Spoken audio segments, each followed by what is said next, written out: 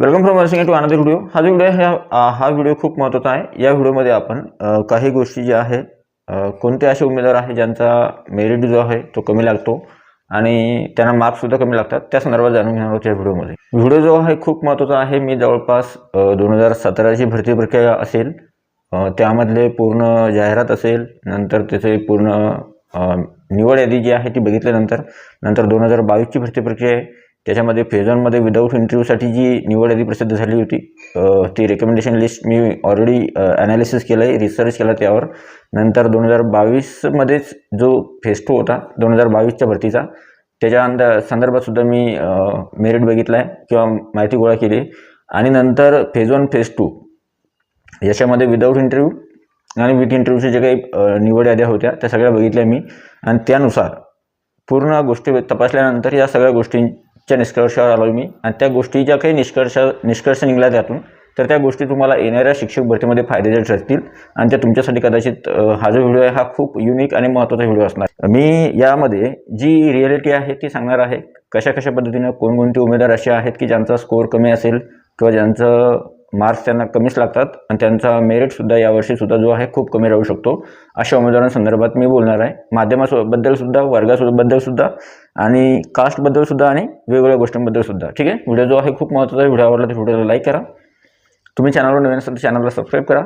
आवाजामध्ये अजूनही सुधारणा होते थोडी। टेलिग्राम चॅनलची आणि व्हॉट्सअप चॅनलची लिंक जी आहे डिस्क्रिप्शनमध्ये, त्यांना सुद्धा तुम्ही जॉईन करू शकता किंवा सबस्क्राईब करू शकता। तर चला सुरू करूया आजचा व्हिडिओ। तर सगळ्यात अगोदर बघा, पहिली महत्त्वाची गोष्ट म्हणजे अशी कोणती उमेदवार आहे ज्यांना की जास्तीत जास्त स्कोप आहे किंवा जास्तीत जास्त त्यांचा कट ऑफ किंवा मार्क्स जे आहेत त्यांचे खूप कमी त्यांना असले तरीसुद्धा त्यांचा शिक्षक भरतीमध्ये नंबर लागतो। तर ते प्रामुख्याने 3 उमेदवार असे आहेत, किंवा 4 म्हटलं तरी चालेल। 4 उमेदवारांचा त्याच्यामध्ये समावेश होतो।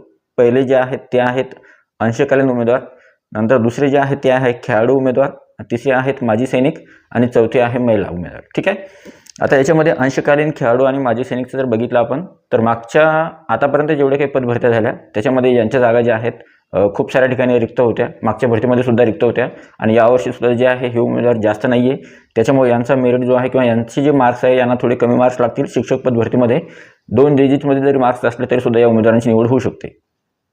आता तुम्ही म्हणाल समांतर आरक्षणामध्ये महिलासुद्धा आहे, मग महिलांचा सुद्धा मार्क्स कमी लागतात का? हो, महिलांना पुरुषांच्या तुलनेमध्ये महिलांना स्कोअर थोडा कमी लागतो। महिलांना वेगवेगळ्या ठिकाणी त्यांना संधी असते, पात्रता त्यांची किंवा त्यांना कन्सिडर केलं जातं।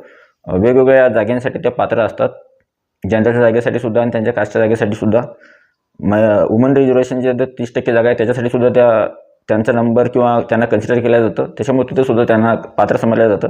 त्याच्यामुळे महिला उमेदवारांचा सुद्धा जो आहे मार्क्स जे आहेत किंवा गुण जे आहेत त्यांना कमी लागतात। आता राहिला प्रश्न प्रकल्पग्रस्त, भूकंपग्रस्त आणि अनाथ जे आहेत त्यांचा। तर बघा, प्रकल्पग्रस्त, भूकंपग्रस्त किंवा अनाथ जे आहेत त्यांच्यासाठी जे आहे थोडा आता ते उमेदवार जर बघितलं तर त्यांची संख्या वाढलेली आहे सद्यस्थितीमध्ये, त्याच्यामुळे त्यांना एवढे कमी नाही लागणार की 100च्या आत जरी असले तरी सुद्धा नंबर लागेल असं नाही होणार।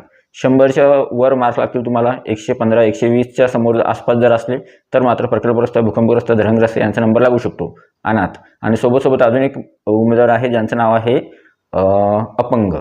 अपंगामध्ये 4 प्रकार आहे, तर त्यांना सुद्धा स्कोअर जो आहे कमी लागणार आहे। मागच्या वेळेस 100च्या आतमध्ये त्यांना स्कोअर लागला, यावर्षी 100च्या वर लागू शकतो जे अपंग आहेत त्यांना। ठीक आहे, मी त्याच्याबद्दल संदर्भात समोर सुद्धा बोलणार आहे। ठीक आहे, आता आहे दुसरी कॅटेगरी जी आहे ती, दुसरा जो मुद्दा आहे तो आहे जात प्रवर्ग।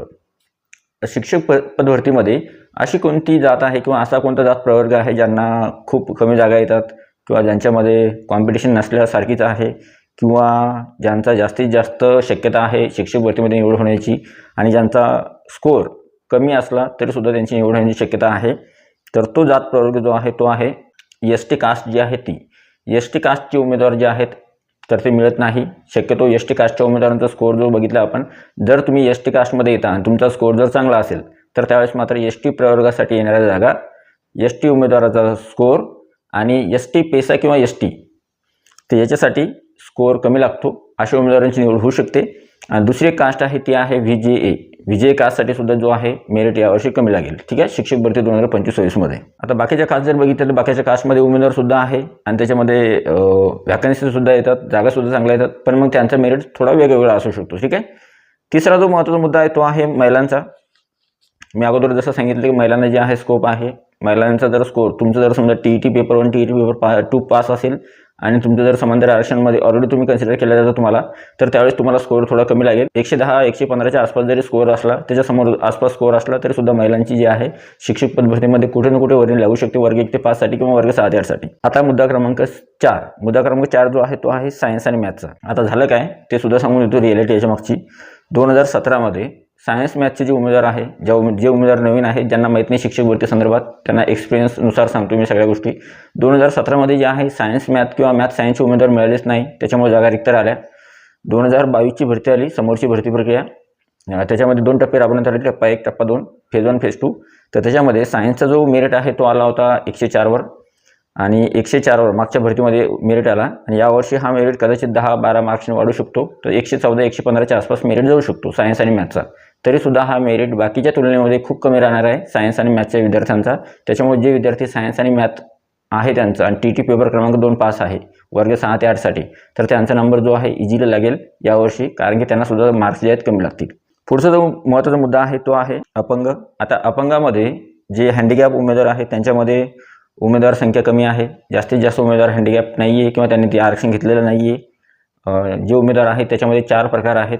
त्या प्रकारानुसार कर्णबधीर किंवा अस्थिव्यंग किंवा अल्पदृष्टी किंवा इतर काही जे आहे ज्या प्रकारामध्ये तुम्ही मोडता त्यानुसार ते आरक्षण असतं आणि त्यानुसार त्यांचं मेरिट जो आहे ठरतो.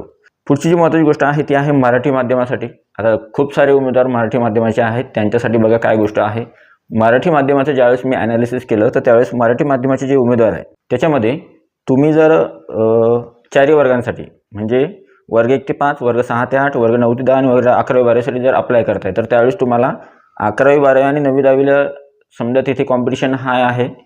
6वी ते 8वीसाठी सुद्धा कॉम्पिटिशन थोडी राहू शकते, पण जिल्हा परिषद, महानगरपालिका, नगरपालिकेची जागा 6 ते 8ला असतात, त्याच्यामुळे तिथे थोडीफार कॉम्पिटिशन कमी होईल. आणि सगळ्यात कमी कॉम्पिटिशन जी राहणार आहे ती राहणार आहे वर्ग 1 ते 5 साठी. पण मात्र तिथे सुद्धा विद्यार्थी संख्या कमी नाही आहे. असं नाही की तिथे विद्यार्थी संख्या नाही आहे. काही उमेदवारांचे DED किंवा DTED झालेलं आहे, तर ते उमेदवार वर्ग 1 ते 5 साठी एलिजिबल आहे. BEd धारक तिथे एलिजिबल नाही, त्यांना तिथे अप्लाय करता येत नाही वर्ग 1 ते 5 साठी. आता मी मराठी मीडियमची गोष्ट करतोय तर बघा, वर्ग 1 ते 5च्या जागा मराठी मीडियमच्या उमेदवारांसाठीच आहे, फक्त DEd किंवा DTED झालेल्या उमेदवारांसाठीच आहे. TT पेपर क्रमांक 1 पास ज्यांनी केलेला आहे त्यांच्यासाठीच आहे. नंतर अजून महत्त्वाची गोष्ट म्हणजे जिल्हा परिषद, महानगरपालिका, नगरपालिका आणि खाजगी शैक्षणिक संस्थांच्या जागा भरपूर प्रमाणामध्ये वर्ग 1 ते 5 साठी येतात. त्याच्यामुळे यांचा मेरिट किंवा मराठी माध्यमाचे जे उमेदवार आहेत त्यांच्या वर्ग 1 ते 5चा जो गोष्ट करतोय आपण, तर त्याच्या ठिकाणी जे आहे तिथे स्कोअर मात्र तुम्हाला कमी असला तरीसुद्धा तुमच्या शिक्षक भरतीमध्ये नंबर लागण्याची शक्यता जास्त आहे. आता पुढची गोष्ट करूया उर्दू माध्यमासाठी. उर्दू माध्यमाचे जे उमेदवार आहे किंवा उर्दू मीडियमचे जे विद्यार्थी आहेत त्यांच्या मनामध्ये प्रश्न असू शकतो की आपण शिक्षक भरतीमध्ये किती स्कोअर असेल किंवा आपण लागू किंवा नाही लागू. तर बघा, उर्दू माध्यमाचे जे उमेदवार आहेत तुमच्यासाठी ऑलरेडी जे स्कूल आहे ते सेपरेट जागा येतात तुमच्यासाठी, सेपरेट स्कूल आहे, सेपरेट वॅकन्सी येते उर्दू मीडियमची. वॅकन्सी आल्यानंतर जे उर्दू मीडियममध्ये ज्या उमेदवारांचं शिक्षण झालेलं आहे 10वीपर्यंत त्याच उमेदवारांना तिथं कन्सिडर केलं जातं.